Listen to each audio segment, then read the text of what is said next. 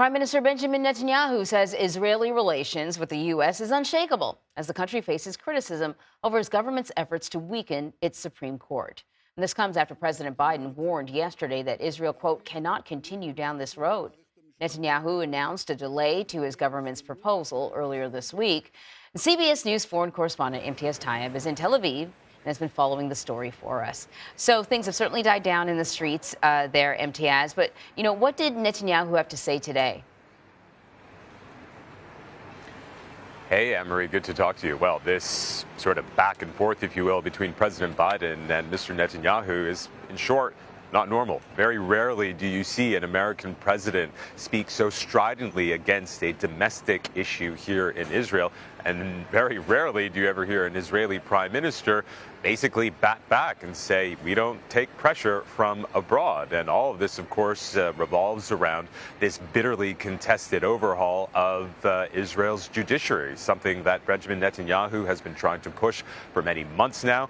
And then in a very surprising reversal, pushed pause on it just the other day. But, it really does underscore that fact that the White House really doesn't like this. In fact, we understand that behind the scenes, there's been a lot of pressure coming from the White House and indeed various figures within the U.S.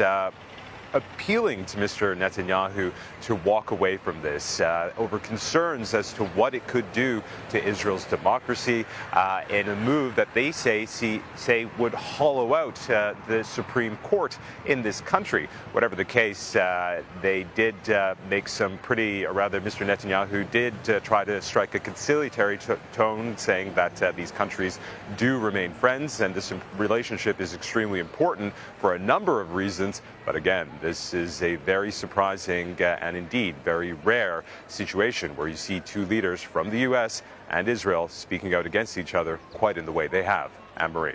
So, Imtiaz, you mentioned that Netanyahu pressed pause on this judicial overhaul plan. Just a pause button. I, for one, thought to myself, if I was strategizing as a politician who was, in the hot seat, I would push pause now because we know there's, an extended holiday coming up in Israel, right? Passover. People are going to be not thinking about taking to the streets and being angry at the government. They're going to be spending time with their family. That being said, do we have an idea, an indication as to whether or not it's a temporary pause or perhaps a permanent pause? Because you talk about the pressure that Netanyahu is under coming from the U.S., he's under a lot of pressure coming from his own coalition. Yeah, a huge amount of pressure. And that is the big question. Just how sincere is Mr. Netanyahu when it comes to the reason why he pushed that pause button? He said that he wants to work with other figures within the government to try to come up with some kind of consensus. But we have to look at how Israel's government is structured. It is a coalition.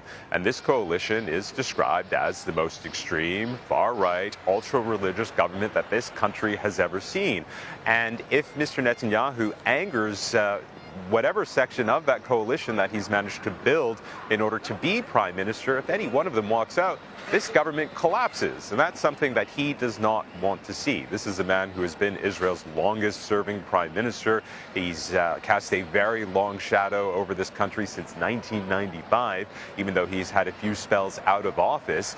And so one would imagine that he is trying to figure out a way in order to, A, push forward with this overhaul, while at the same time keeping his own coalition happy, but trying to quiet down these protests. So this pause, although we've seen the protests shrink in recent days, they're still ongoing. In fact, Anne-Marie, we're hearing that another large protest is scheduled for Saturday. So that even though this pause is in place, many here in Israel don't believe that this is the end of it and will continue to push so that this reform does not happen. Listen, before we let you go, I want to ask you about something else. Netanyahu announced the completion of legislative requirements for receiving exemption from U.S. visas. What is that about? What is that? Yeah, it's something that Israel has wanted for a very long time, and there's quite a few sticking points for it. We haven't heard anything from the U.S. as to whether or not this has indeed happened. But what it tells us is that even though the president and Mr. Netanyahu are clearly in a very frosty situation, for lack of a better phrase, On every other level, that relationship between the U.S. and Israel remains as rock solid as it has been before. We have to remember that Israel is the recipient of around $150 billion in aid, in financial support from the U.S. every single year. We have to remember that Israel relies on the U.S. for diplomatic cover at the United Nations. Of course, the UN has passed many, many resolutions against Israel for its treatment of Palestinians, for its wars in Gaza, and so it requires that global support, that diplomatic cover, or rather, that diplomatic cover from the U.S., and all of these other reasons why this relationship with the U.S. is so vital. Iran, of course, one of those key aspects of that relationship.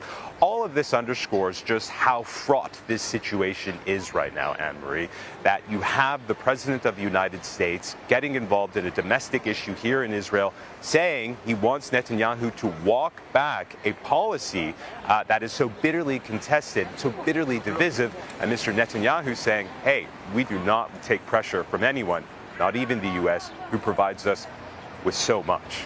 Anne-Marie. Imtiaz, thank you very much.